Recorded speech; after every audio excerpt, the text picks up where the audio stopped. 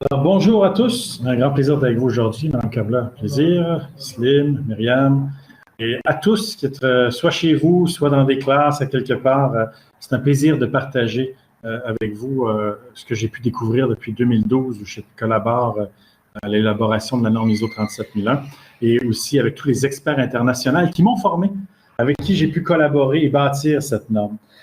Tantôt, c'était un grand mot, on disait l'architecte de la norme ISO 37001. J'aimerais juste faire remarquer que j'étais un des architectes parce qu'on était plusieurs à travailler sur cette norme. Et il y a même quelqu'un ici en Tunisie qui est maintenant un ami, M. Kamel Ayadi, avec qui j'ai collaboré et avec qui j'ai pu rencontrer dans plusieurs de nos voyages un peu partout à travers le monde pour pouvoir partager sur l'essence de ce qu'on devait créer, de ce qu'on voulait développer. Puis il y avait aussi M. Neil Stanbury, qui lui est en Angleterre, qui a été notre grand chef, qui a coordonné toutes les équipes de tous les pays. Imaginez-vous quand vous avez une cinquantaine de personnes qui viennent, pas une cinquantaine, 80 personnes qui viennent d'une cinquantaine de pays autour de la table et qu'on doit toutes s'entendre qu'est-ce que devrait être la norme ou référence mondiale qui est la norme ISO 37001. Ça a été un beau défi qu'on a surrelevé en 2016 est arrivé. Alors aujourd'hui, on va parler de la norme et on va aussi parler comment est-ce qu'elle va faire des changements au niveau de notre vie en termes organisationnels. Alors, le titre est simple, c'est un dispositif pour favoriser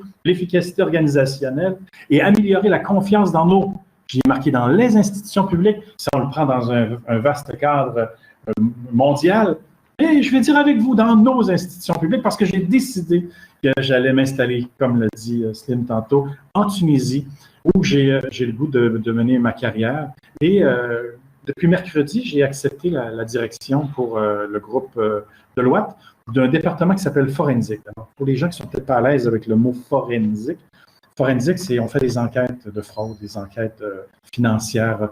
Et en plus, on a rajouté tout l'aspect de lutte à la corruption et d'accompagnement des organisations. Puis là, on l'a dit tantôt, ce qui est important, c'est la prévention. On va en parler beaucoup lors de cette rencontre.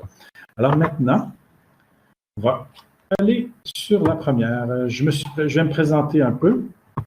Une seconde. Et voilà. Dans le monde des affaires, une de mes premières entreprises était ici en Tunisie. Je fabriquais du pantalon et de la chemise avec un associé, qui est M. Belassène Guérab, une entreprise qui aujourd'hui s'appelle Blue Island. Ça s'appelait Blue Island dans le temps, pour certains parmi vous, peut-être que vous connaissez encore aujourd'hui. J'ai fait ça jusqu'en 2002, où après, j'ai repris la direction des entreprises familiales dans le domaine de la construction. J'étais président d'une chambre de commerce, j'étais député à l'Assemblée nationale du Québec. Après, j'ai été président d'un parti politique, et non chef, mais président et directeur général. Et après, j'ai formé une entreprise en service conseil en termes de relations avec les gouvernements, les affaires publiques, et aussi en termes de gouvernance. On pourra en parler un peu plus tard. Alors, j'ai été nommé président du comité national et chef de la délégation canadienne pour la rédaction de la norme ISO 37001. Alors, on a eu plusieurs spécialistes partout à travers le Canada. Il faut que vous sachiez qu'au Canada, il y a 10 provinces, 10 régions.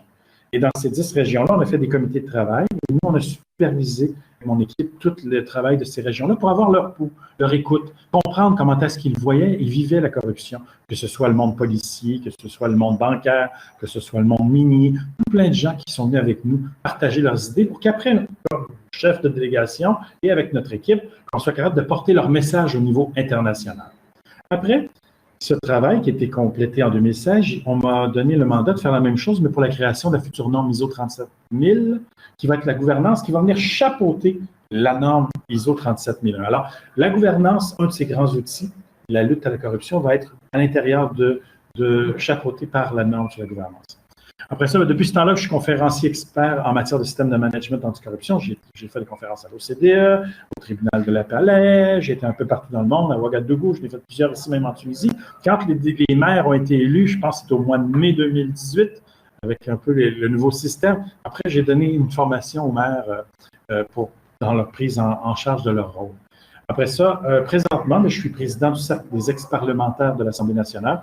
Alors, j'ai été nommé, ça fait environ un mois, et élu par l'ensemble des anciens, tous les anciens parlementaires m'ont demandé de prendre la présidence de ce regroupement-là au Québec. Alors, je continue. On va parler de corruption, de sa définition.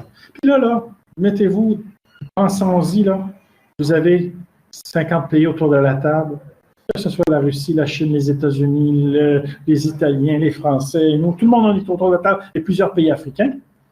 Mais chacun a une définition différente de ce qu'est la corruption. Je vous mets au défi. Prenez comment on appelle ça, un dictionnaire, plusieurs compagnies différentes qui ont le dictionnaire. Nous, on a des noms qu'on a au Québec, là, mais on appelle ça le Petit Robert ou le Larousse et autres. Allez voir la définition du mot corruption, aucun a la même définition.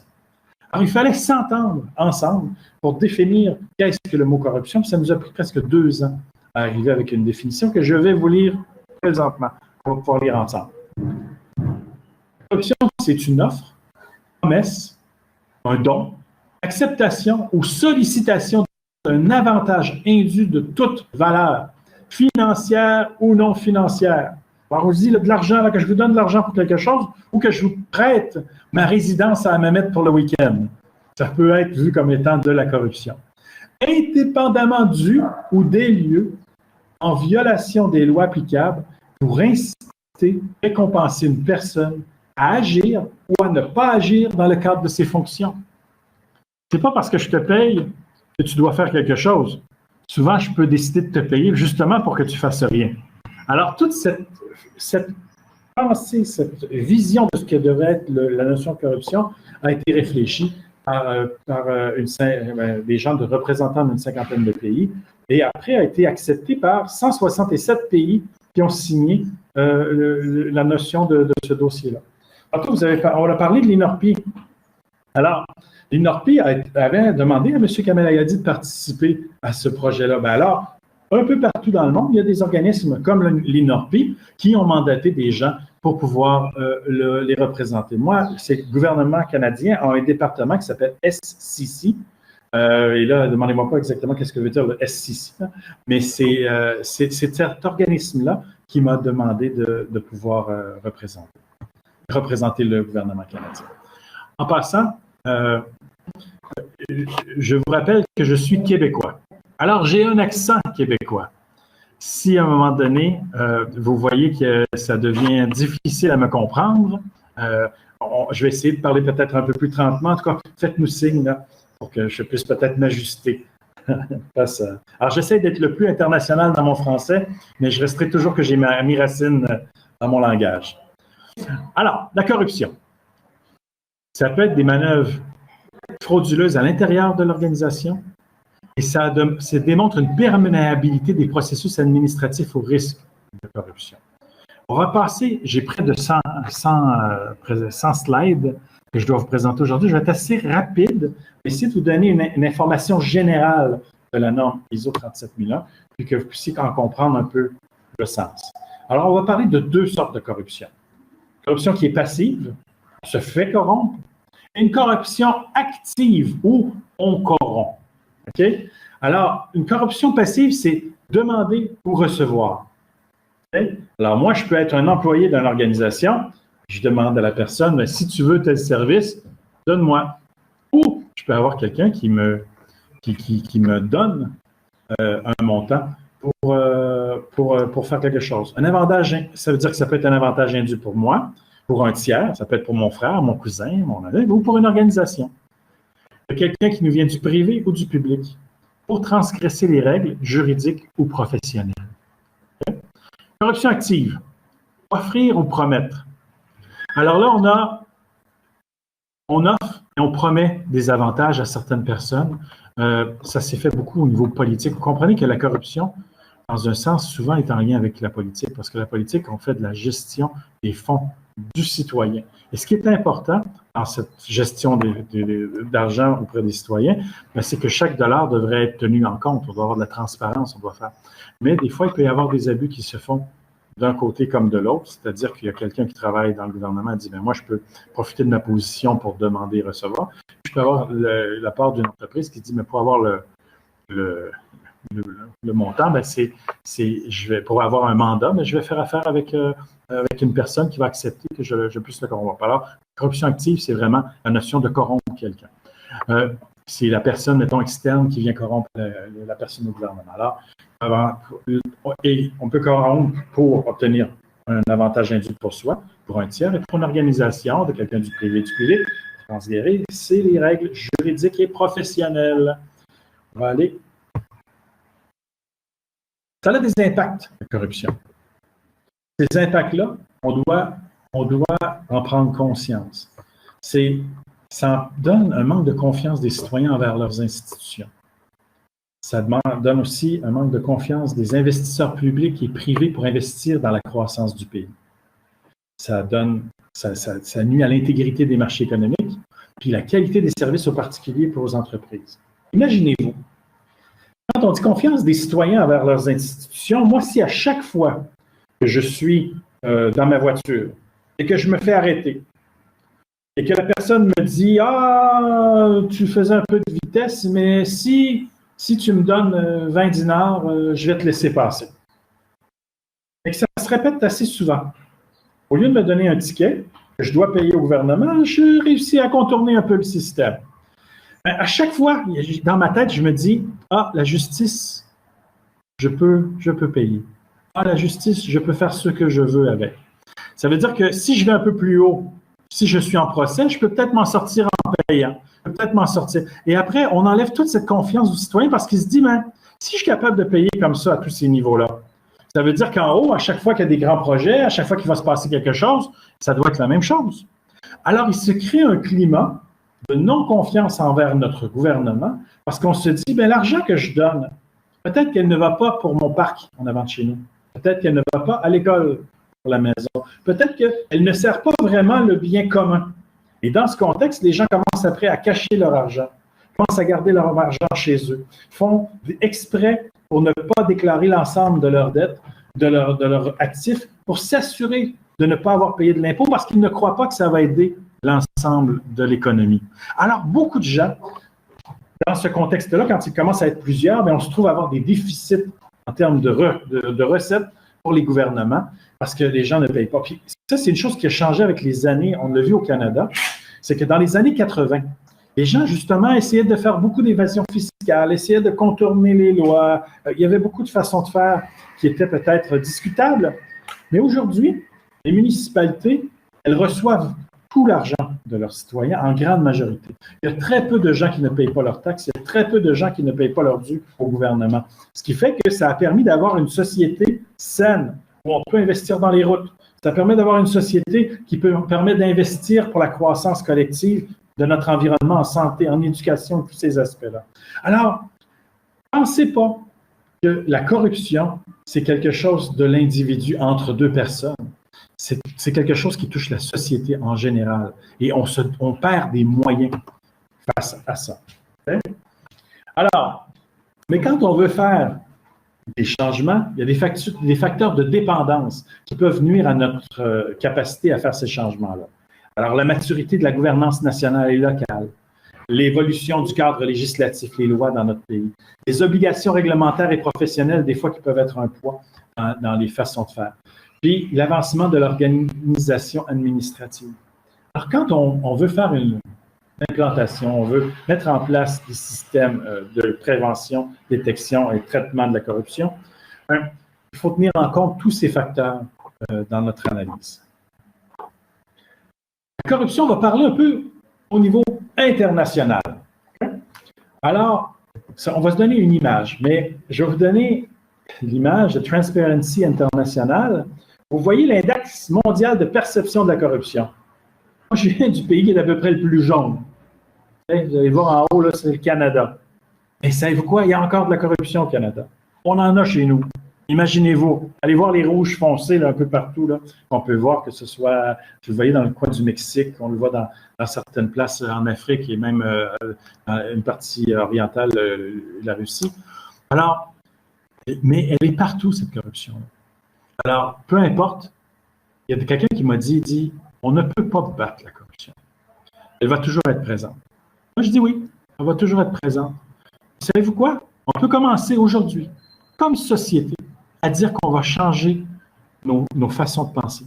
On va faire évoluer, on va donner de la formation, on va se donner des outils pour que la génération future, pour que les gens qui nous suivent, on leur offre un pays On leur offre une organisation qui va être beaucoup plus saine dans sa gestion et beaucoup plus efficace et qui va tenir en compte qu'on doit redonner à la société. On ne doit pas juste penser à soi-même en tant qu'individu, mais qu'on doit aussi accepter de fonctionner avec des règles que nous, en tant que société, on s'est données.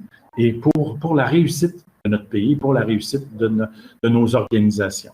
Vous regarderez ici la Tunisie, quand même, un pays qui n'est pas reconnu comme étant si corrompu. Hein? Pour beaucoup de gens ici, il y en a qui vont dire, oui, mais il y en a partout, on en voit un peu partout, mais il n'est pas si corrompu que ça si on le compare à plusieurs autres pays. Ici, vous avez beaucoup de petites corruptions. Est-ce qu'il y a beaucoup de grandes corruptions? Ce serait à définir par des enquêtes, mais il y a beaucoup de petites corruptions au jour le jour. Et ça va passer, pour qu'on puisse faire ces changements-là, c'est juste que les gens en viennent qu'à comprendre qu'est-ce qui ça pourrait changer si on changeait. Et on va devoir parler de la justice, on va parler de beaucoup d'autres aspects pour réussir à atteindre ces objectifs-là. Mais chaque organisation que je rencontre, je leur dis, pourquoi pas commencer chez vous? Pourquoi pas donner un exemple chez vous? Notre but aujourd'hui, c'est pas de dire que toute la Tunisie va devenir la moins corrompue, c'est commencer par notre organisation, on va démontrer qu'elle a fait des efforts pour prévenir, détecter et traiter la corruption. Vous voyez, ces mots-là vont revenir souvent dans notre discours de prévention, la détection et le traitement. Jamais là-dedans, j'ai parlé de jugement. Jamais que j'ai parlé de prison. Jamais qu'on va parler de ces aspects-là. Notre rôle à nous, quand on travaille dans ces dossiers-là, c'est pas d'être dans le juge. C'est de travailler avec les organisations puis de venir dire, bien, on avait des pratiques qu'on a mises à travers le temps. Certains ont vu leur avantage à faire des façons de même, mais aujourd'hui, c'est différent, on veut changer. On veut faire les choses différemment. On n'a pas à juger du passé, mais on a à apprendre du passé. On a à trouver qu'est-ce que dans sa pratique, dans telle personne, à tel poste, il a vécu la corruption, puis de quelle façon on pourrait mettre des systèmes pour qu'on puisse diminuer les chances qu'il en fasse. Puis comment est-ce qu'on va mettre des systèmes pour qu'il y ait une petite alerte qui s'allume pour dire « Fais attention, reviens sur le droit chemin ». J'ai un enfant, il a 6 ans. Mon garçon, 6 ans, j'ai pas le goût que ce soit la police qui le gère.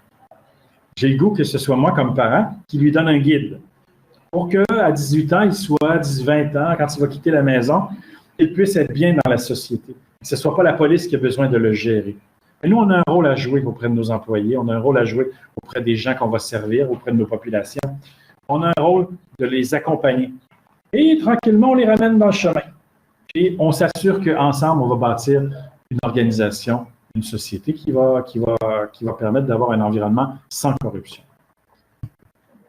Alors, au contexte québécois, je vous ai dit tantôt, vous avez regardé en haut, hein? On a vu le Canada qui est d'une belle couleur. Bien, il n'y a pas longtemps, le maire de Montréal a été condamné à 12 mois de prison pour abus de confiance, corruption et complot, imaginez-vous. Montréal est la plus grande ville du Québec avec une population d'agglomération de 4 millions d'habitants. Jamais personne ne m'aurait dit, Christian, il va y avoir de la corruption au Québec.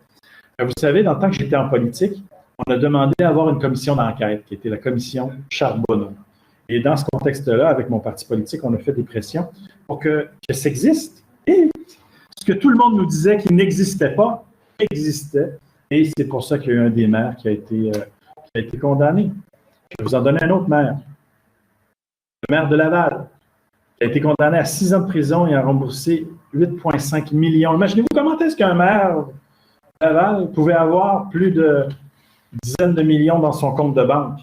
Le salaire d'un maire au Québec est d'environ peut-être 200 000 dinars. Je parle de maire de Laval, car c'est quand même beaucoup par rapport à la Tunisie.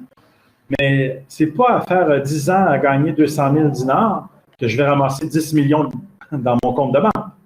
Alors, il y avait quelque chose qui se passait où le maire demandait, sur tous les contrats qui se faisaient dans sa province, dans sa ville, excusez-moi, un retour de 2 3 5 de tous les chantiers qu'il y avait.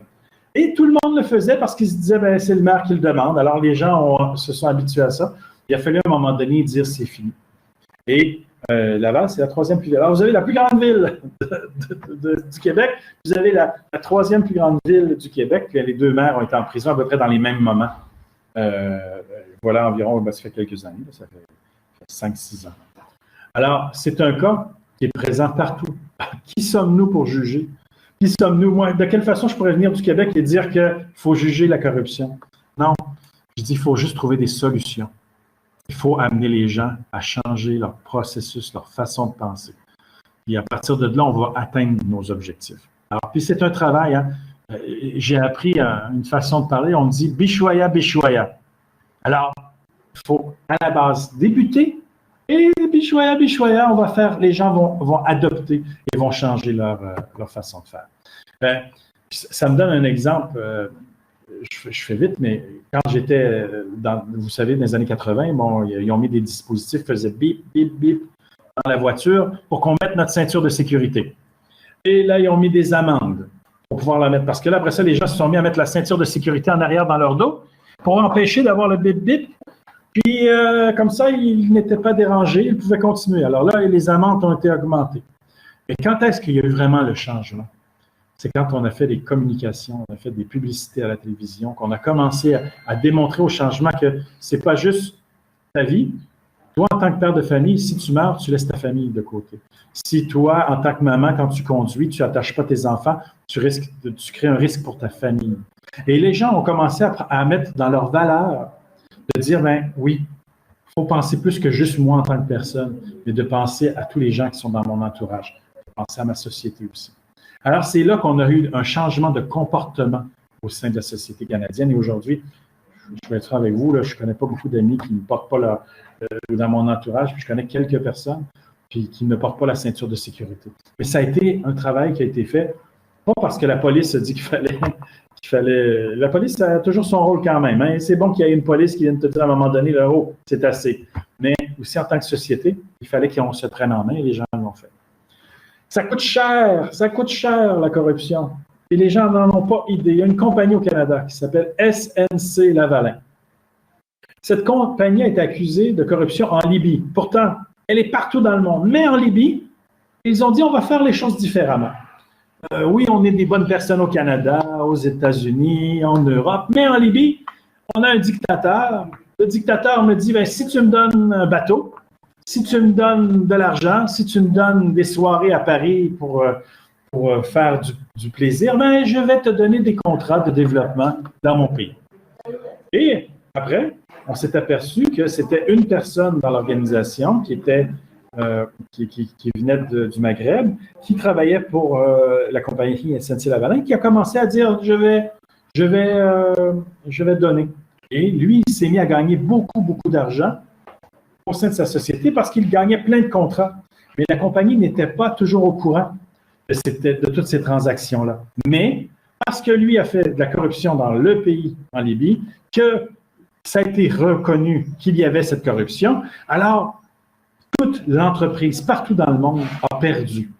Et aujourd'hui, regardez, la valeur de l'entreprise en 2010 était de 10 milliards. Aujourd'hui, et ils sont chanceux d'être encore en vie, elle vaut 5 milliards. En dedans de 10 ans, la valeur de l'entreprise a diminué de 50%. Alors, on se retrouve dans une situation que, parce qu'une personne ou un groupe de personnes ont voulu gagner de l'argent, ils ont nuit à toute la société au complet et a fait tomber cette partie-là. Puis je peux vous dire que la majorité des gens qui étaient dans ce temps-là ont perdu leur emploi et il y a beaucoup de personnes qui aujourd'hui ne peuvent plus travailler pour cette société SNC-Lavalin. Alors les gens, des fois, pensent beaucoup à eux en tant que personnes, mais oublient tout le mal que ça peut causer à la société, aux gens qui les entourent. Alors parce qu'il y a quelqu'un qui a voulu penser justement à créer sa propre richesse, et aussi il disait, ben, pour la compagnie, c'est bon parce que la compagnie va faire plus d'argent, je vais amener des grands contrats, et ça doit être positif au final. Oui, mais si ça se sait, puis il y a une histoire qui dit que tout finit par se savoir, ben, ça ne fait que nuire à l'organisation. On va aller voir en France. Vous avez M. Léon Bertrand, un ancien ministre délégué du tourisme de Jacques Chirac, qui a été condamné pour favoritisme et corruption passive, une affaire de pot de vin. Il y a des marchés publics. Lui a eu 3 ans de prison ferme. Pierre Bédier, ancien secrétaire d'État chargé des programmes immobiliers de la justice, un ancien ministre de Chirac qui a été jugé pour corruption passive et recel d'abus de biens sociaux. 18 mois de prison avec sursis 6 années d'inéligibilité. Alors, vous comprenez que on ne parle pas ici de quelque chose qui est la Tunisie, on ne parle pas de l'Afrique, je vous parle de l'Europe, je vous parle du Canada, je vous parle du reste du monde. On a comme devoir à tous de se dire que ça existe. peu importe d'où nous venons. Mais nous avons aussi un devoir envers nos institutions de mettre en place des systèmes pour prévenir cette corruption. Parce qu'on peut penser qu'on va toujours agir après. C'est ce que je voyais avec la commission Charbonneau au Canada. On agissait après, on faisait des enquêtes, on amenait les gens devant les tribunaux, on les envoie en prison. Mais si on n'a pas fait d'outils, si on n'a pas donné d'outils aux organisations, attention, ça va toujours se reproduire avec le temps. Alors, l'important, c'est de revenir au début, dans la prévention, dans la formation, et c'est ce que nous offre la norme ISO.